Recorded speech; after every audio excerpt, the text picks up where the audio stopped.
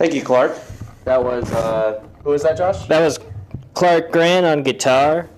Welcome to Wake Up Missoula. I'm Josh Meny. I'm Noelle McAvoy. And last but the sweetest, Scott Ramp. Hey everybody, how you doing?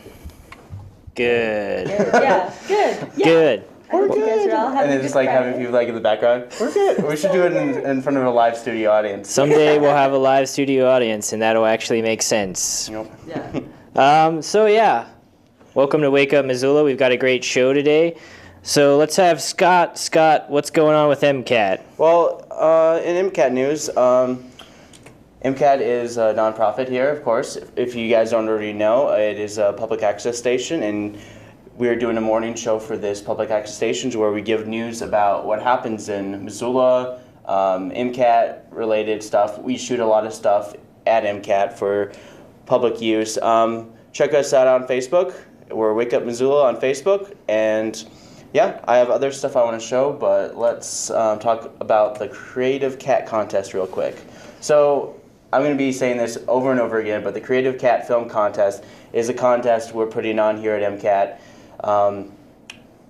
that you can win up to $365 and many other prizes from Sioux City Apparel, all sorts of different places. But I'll let my little friend Max tell you all about it. Hello, how would you like to win $365 and many other prizes? MCAT is putting on the very first Creative Cat Film Contest. To enter, you must make a short video no longer than 2 minutes in length, and it must involve a cat, either directly or indirectly. Send us your video to contest@mcat.org. Or you can walk into our offices at MCAT at 500 North Higgins, Suite 105. As long as we can see your video, you're in. The easy timber had been cut.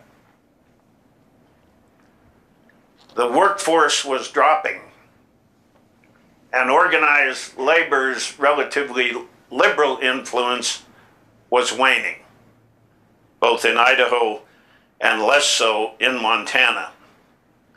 A few years later, in 1980, during the election... So this is former Congressman Pat Williams, and he's talking about his experiences in the 80s about trying to conserve forests in Montana. And I've heard his talk before, and it's always great to hear him talk about what happened in history and what he accomplished throughout the years. And it wasn't necessarily... liberals is why the timber company here in Montana failed, is because technology increased and all that stuff. But other than that, this program will be on at 5:30 p.m. tonight, and this one. Sure, I'd love to be able to help people on every continent, but one only has so many resources and so much time to be able to do things. And so these are the choices we make, and if we help one life, it's a great thing. And this is Andrew Puckett. He's with the Missoula Medical Aid, and it's going to be tonight at 8:30 p.m. And if you look online, it'll be to be announced, but this is the Global Health in Global South, Montana's Mountains Beyond Mountains. So, yeah, we have a lot of great programming here for you tonight, Friday night, 5:30 p.m., Pat Williams, and 8:30 p.m., Andrew Puckett. So yeah, a lot of great programming. We just want to give a shout out to our great programming here on MCAT. If any organization wants to get involved with MCAT, they can hire us to shoot their informational stuff. And Pat Williams is doing the Wilderness Issues Lecture Series, and we've been doing that for over 10 years now. Cool. Yeah, last night I shot Jeff Medley doing Won't You Be My Neighbor, so that was a part of the MAG program. How was that? It was pretty fun, yeah. I was really there to shoot the chorus because Michael Colville, the woman who died in the avalanche, she was a part of that chorus. So I got to kind of just stick around for the Jeff Medley, Mr. Rogers performance, but I was there to record the chorus performance. Nice. So. And I want to make sure that this Friday, that every Friday I want to start a new segment here on MCAT to be called Flagship Friday. It's where MCAT goes out and works in a film club with kids from Washington Middle School, Hellgate High School, and we make movies. Basically just make fun movies. And I want to show it by showing the very first video I did with Hellgate High School. And it's about 3.5 minutes long. So Great. Enjoy.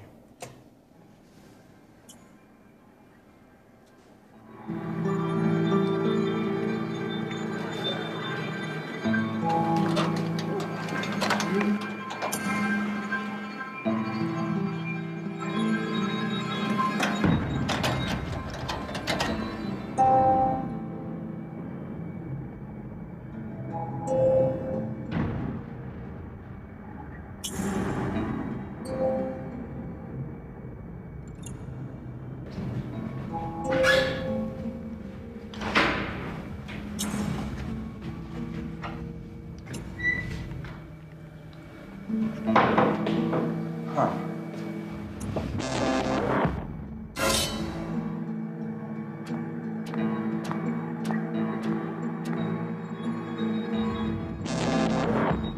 Did you hear about Michael? Yeah, he wound up dead. I hear he was wearing a hoodie. Killer. How'd you know he was wearing a hoodie? I have to take this. She probably totally iced Michael. Well, it was in the men's bathroom. I kinda doubt it. That's not the point. I guess you're right. I mean, the killer could be anywhere.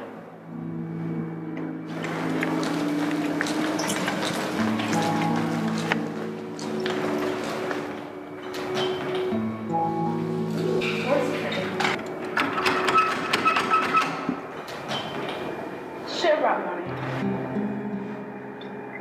Thank you. Oh no. Did you hear what the killer did to Maddie? No. He killed her with a quarter. Can you believe they're still having school right now? Oh, I can't believe it. We should all be at home right now. She was my friend. He could be anywhere. Yeah. It's freaky.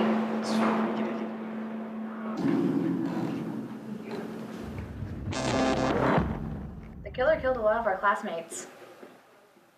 Yeah. Jeez. Why do we even have school again? Where's the teacher even?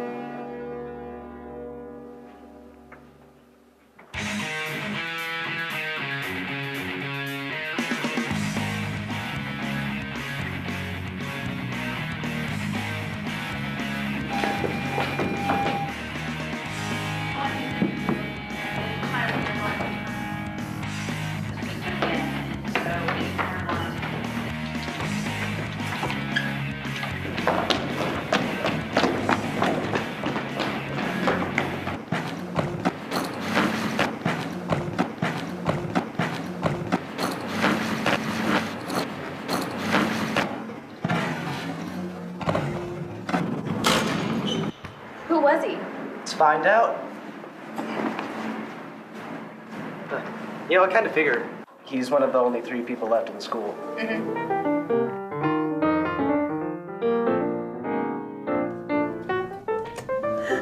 That was funny. That was hilarious. That was really funny. I really wanted to show it the last couple of weeks here, but I really hadn't gotten the chance to do it. But I'll stop my segment right away so Noelle can talk about all her amazing events that are going on. Yeah, we've got a bunch of fun stuff going on. Okay, so the American Red Cross is presenting a Wilderness and Remote First class. This is going on all weekend, March 21st to March 23rd. The Friday class is from 5 to 8 p.m., and this is at Current Aquatic Center. So let's see, so the Saturday and Sunday class are from 10 a.m. to 5. It's $120, and the fee includes course materials. You meet at Current Aquatic Center, and the course provides foundations of first aid principles and skills to be able to respond to emergencies and give care in areas that do not have immediate emergency services. This includes wilderness or remote environments, including urban disasters such as earthquakes and hurricanes. Individuals who wish to take the course must be at least 14 years of age and possess a current adult CPR AED certification. Oh wow, that's Yeah. good. It's great certification too, and if you want to get a jobs in the medical field, this is definitely something just to be on your resume just right away. I agree. Yeah. Yeah, so check that out. That's all weekend at Current Aquatic Center. And then tonight at the Badlander at 5 p.m., it's called Healthy Hour, and it is problem-solving discussion on healthcare and Obamacare. You can ask questions or concerns to Montana's Insurance Commissioner, Monica J. Lindeen. So any concerns or questions you have about Obamacare or healthcare, or like you're in the dark about, you can ask her about it. Today at 5 p.m. at the Badlander.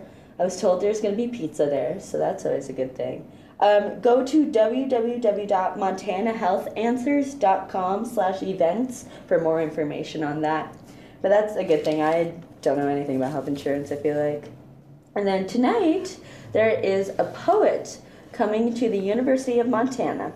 Sherwin Bitsu. He is author of the Flood Song and Shapeshift. He will read his poetry March 21st, 7 p.m., the Del Brown Room of Turner Hall. This event is free and open to the public. He has won a bunch of awards recently, include a 2011 Lannan Foundation Literary Fellowship and a 2011 Native Arts and Culture Foundation Arts Fellowship. He's also the recipient of the 2010 PEN Open Book Award. And I have a little excerpt of one of his poems. Nice. This is The Northern Sun. No, grandfather, you named each mesa brother, sister, friend. And we steered onto the pavement, not knowing that inside our houses the rain would clear, and our fragrance would leak from our pores and into the canyons to be covered by crumbling black rocks. Sometimes the mud on my boot breaks over fresh carpet. The payroll forgets our names, while the insects on our lips find our hidden names inscribed on their wings. And we roll through thorns to find the patterns of our loneliness scribbled on our bodies like images of dragons tattooed on Route 66 mineral shop rocks. Yeah, that's it. He's really powerful. That's going to be great. I wish I could go to it. Check it out, everyone, if you can. Poetry's great. He's won a bunch of awards and is up and coming and Native American poet from Arizona. Nice. So, yeah, really cool. Also, this weekend is the 97th Annual Foresters Ball. This is Friday and Saturday nights from 7 p.m. to 12 a.m. $21 for a single, $18.50 for a couple, which, yeah. Tickets are on sale at the Adams Center box office and the UC and all ticket locations. But the doors close at 10 p.m., so get there early. Yeah, that'll be fun. Have you guys ever been to the Foresters Ball? I have not, but I did interview some people from Who represented it? the Forestry Club. Yeah. Nice. So I guess all the proceeds for the Foresters Ball go to scholarships for people who are in the College of Conservation in the Forestry Club. Cool. So, That's awesome. That's really awesome. And then up next, Missoula's favorite local band will be playing at the Top Hat tonight. The $5 cover. They're playing with Swing 13. And I have a little excerpt of their song. Oh yeah, Little Smokies. I don't know if I mentioned that. It's time we mended this old and broken fence. Maybe it'll keep you coming back again. With callous and cold hands, we work running out of the sun. Again in the morning, I squint, wake and mess the dawn. Guess this is why they said broken hearts the worst. Guess this is why they said broken heart. Yeah. So they are tonight at the Top Hat. That'll be fun. I love the Little Smokies. And then also on Sunday is the International Culture and Food Festival. Oh, love that thing. Yeah. It was at the UC, the University Center, right? Mm-hmm. Yeah, it's always great. Noon. So each year, the International Student Association brings the International Culture and Food Festival with assistance from the Foreign Student and Scholar Services Office. This is one of the biggest public events at UM and easily attracts over 4,000 people to this day-long festival. You have the opportunity to sample foreign foods, watch international performances, check out exhibits from many countries, and experience cultural demonstrations. And children can participate in numerous multicultural events while obtaining a passport in Children's World. And they go all out on this thing. Yeah. The whole entire University Center completely filled with this whole entire event. Nice. Yeah, and also, speaking of University Center, I'm going to steal your thunder for a second. Yeah, Women's Fair. Oh, yeah. Saturday. Yeah. Tomorrow is the Women's Fair. Yeah. The 22nd from 11 to 4, Women's Fair at the University Center. I think it's in the ballroom, and there's a whole bunch of events and prizes, and you can win up to $100. And hopefully a chocolate fountain. Right. Every Yeah, Women's there's Fair I've ever chocolate been and to. yeah, massages and stuff like that. I need to go. That sounds great. That sounds great. Yeah, and then one more thing. Travel to Freeze Out Lake for snow geese migration. That is at 6 a.m. on Sunday. You can experience the snow geese and swan migration at Freeze Out Lake near Shoto by joining Five Valleys Audubon on an all-day field trip. And it's possible to see over 100,000 snow geese and many swans, and the group may not return until dark. So if you want to go, bring some snacks and lunch, and definitely keep yourself warm. Yeah, and that's all I've got for events for me. And we have a little report from Joel, and I'm going to show that to you right now. Great. Hey, you guys, I'm back because March is Meals on Wheels week, and now I'm talking with Kyle Williams, who's a volunteer coordinator for Missoula Aging Services. Kyle, thanks for coming by, too. Thanks for having me. I'm excited to be here. So what can you tell people about volunteering for the Meals on Wheels program? What I like to tell people is what a great opportunity it is to volunteer. The reason it is a great opportunity to volunteer is because of the flexibility. A lot of people find that they are busy and that they need a volunteer opportunity that's flexible, and that is one thing that Meals on Wheels is. They're very flexible. If you even just want to be a substitute driver on a certain day of the week, that's one option for you. Therefore, you don't have a major commitment. Oh, that's really great. So people could do this job in the morning, in the afternoon, or more towards the evening if that's what suited their schedule. So actually, when you deliver Meals on Wheels, it's going to range from about 10 to 1 o'clock during the day. So in regards to the day of the week, there's a lot of flexibility. However, we do structure those meals in between 10 and 1 o'clock. 3-hour window Yes. to deliver the meal. Yes. Well, Yep. that's good for some drivers. It's always daylight, and the traffic's not so bad. It is, and some routes are shorter, some are longer, so depending upon your schedule, you could try and work into a shorter route, which might be more convenient for you. If somebody is really moved by what we're talking about, and they're like, I'm sold, I've got to become a volunteer, what do they do? What's the next step? You want to go ahead and give Missoula Aging Services a phone call, and the number there is 728-7682, or feel free to get on our website, and you can go ahead and shoot me an email, and I will get right back to you. Sounds simple. It is very, very simple. Great. Kyle, thanks so much for popping by. Thank you so much. I appreciate it. Back to you guys. Don't forget, March is Meals on Wheels month. There you go. Thanks, Joel. Yeah. Thanks, Joel. Yeah. Thanks, Joel. And now Josh has a little report he's talking about. I can see from here that he's going to be talking about city council stuff. Perfect. Land use and planning. Yes, I am. So basically, basically what's going on, this was land use and planning meeting, as Scott just said, and what they're talking about is a resolution for the proposed White Pine Sash cleanup. The White Pine Sash cleanup was a mill in the north side. It operated from 1909 to 1996. And they treated wood using chemicals, I'm going to try to pronounce this correctly, but pentachlorophenol, otherwise known as PCP, and they dissolved it with diesel fuel and mineral spirits. So there's all this contaminated land on the north side with these chemicals, PCP, dioxin, petroleum, methane, and metal, and it was owned, this area was owned by the Hutting Building Products, Inc., and they're the responsible party for this site. And what they want to have done is have the site cleaned up to commercial industrial standards. But what this resolution wants to do is have the Department of Environmental Quality clean up this site to a higher level, which would be residential level. So we're going to hear from someone who wants the site cleaned up to residential level standards so that people will have multi-family buildings on the site potentially. Cool. My name's Jamie Hoffman.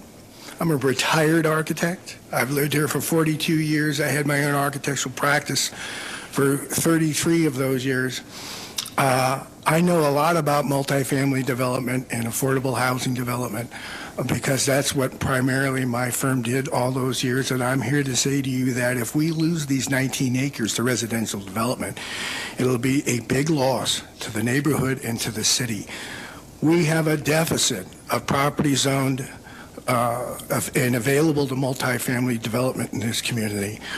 My firm, since 2001, we've done 47 multifamily projects, rental projects. These aren't for sale projects, with 1,265 units in them. Over 90% of those projects were 30 units an acre, and a third of them were 40 units an acre or better. We don't have enough property. Those of us who work in multifamily development, we know that well because we face it every day. I often work with Tex Cates, a realtor I've known since the 1970s. Okay, so that was a word from an architect. The next person that we're going to have talk, her name is Marcy Allen, and she is going to talk about how the city of Missoula is growing in the tech industry and how the population is wanting to be more near downtown. So the north side is the perfect place for the growing population in Missoula. The city of Missoula and the community have invested in attracting and growing high-tech companies. This means information technology, life sciences, back office, and creative solutions companies. This focus and investment is evident in sort of the focus of industries that MEP is working on and some of their programs. The next generation broadband investment, the university and business community that's investing in big data. These investments are paying off. We're seeing companies like Submittable, Onyx Maps, Orbital Shift that are attracting investment and growing in this community. We're also seeing Missoula make a lot of lists lately. Chemical and Engineering News highlighted the development of a biotech sector in Missoula in September of 2013. The Kauffman Foundation found that among all U.S. metro cities, Missoula is the 13th highest density for communications and information technology startups, and the 18th highest in density for high-tech startups overall. Atlantic cities ranked Missoula 8th nationally per capita for venture capital investment. So we really are starting to see this sector grow. The workforce for these companies will want to live close to downtown, close to entertainment and cultural activities and outdoor recreation. This could mean downtown. Could also mean in a small metropolitan community like Missoula, the north side. All right, so that was the word from Macy Allen. The next person we're going to have is Bob Oakes, and Bob Oakes he has a lot of history on this project, and he just thinks that the highest potential use would be to make the land, to clean it up and make it up to residential standards. So let's hear from Bob. Hello, my name's Bob Oakes, and I'm a Northside resident. I'm also the director of the North Missoula Community Development Corporation. And probably as a layperson, I probably have as much knowledge of the history of the site as anybody in the community, and I really want to thank City Council for taking this up. That history I have put on the NMCDC's website, and I would encourage anybody to take a look at that. It's called White Pine Sash at a Crossroads, and that's at nmcdc.org. And also there's a draft response on there from the NMCDC to MDEQ. My organization, the NMCDC's position on this is not that there must be housing on that site. The NMCDC's position is that the highest and best use of that site can only be determined truly by the market if it's cleaned up to the best possible standard. And that standard is the residential cleanup level. Okay, so that was Bob Oakes talking about how the best possible standard is the residential level. One more soundbite, and it's from Councilman Taft, and he is going to talk about how the overall growth policy of Missoula is to grow inward, and how this approach is kind of attacking that, because this land is prime for inward, I don't know. So let's just listen to Mr. Taft. Yeah, that sounds great. Let's listen to the professionals here. And I'd like to speak to the motion. I really appreciate the work on the resolution and the specifics as to our existing zoning and how that flies in the face of the proposal by DEQ.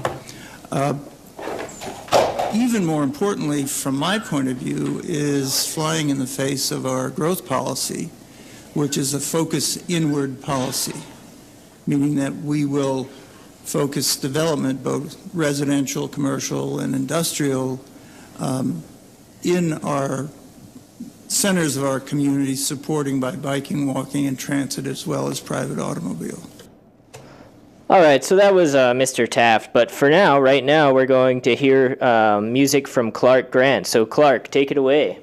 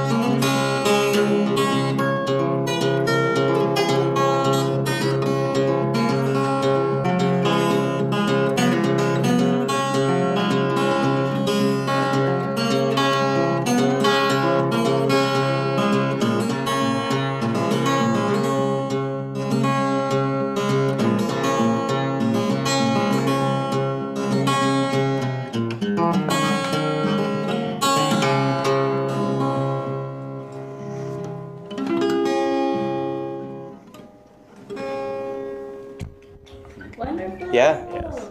Thank you, Clark. That was beautiful. That was awesome. All right, so yeah, before we go, let's just talk a little bit about our Facebook page. And all we gotta say is be sure to like us on Facebook. We post all the videos we put on today. We have our full episode here on today. We post all the links that we talked about as today. So if you missed today's episode live, you can rewatch it. You can watch us online. We'll also be on YouTube. Here's MCAT's website for more information about when we're going to be on, when any of the programs on. We have a full schedule. You can also watch streaming online on MCAT as well. But yeah, we have about a minute, well, a little less than a minute left. So I just want to thank Clark for coming on. And if he wants to plug anything, he can plug things right now. Yeah, Clark, go ahead. What's your band name? I just want to say you guys rule and I love your show. Thank you. Aww. Thank you. And I love MCAT. I think public access media of any kind is a valuable commodity. So thanks for having me. I agree. Well, that's about it for Wake Up Missoula. For Scott Ramp, for Wake Up Missoula, I'm Scott Ramp. I'm Noelle McAvoy. And I'm Josh Meny. Have a good weekend, everyone. We'll Yeah. see you Monday morning.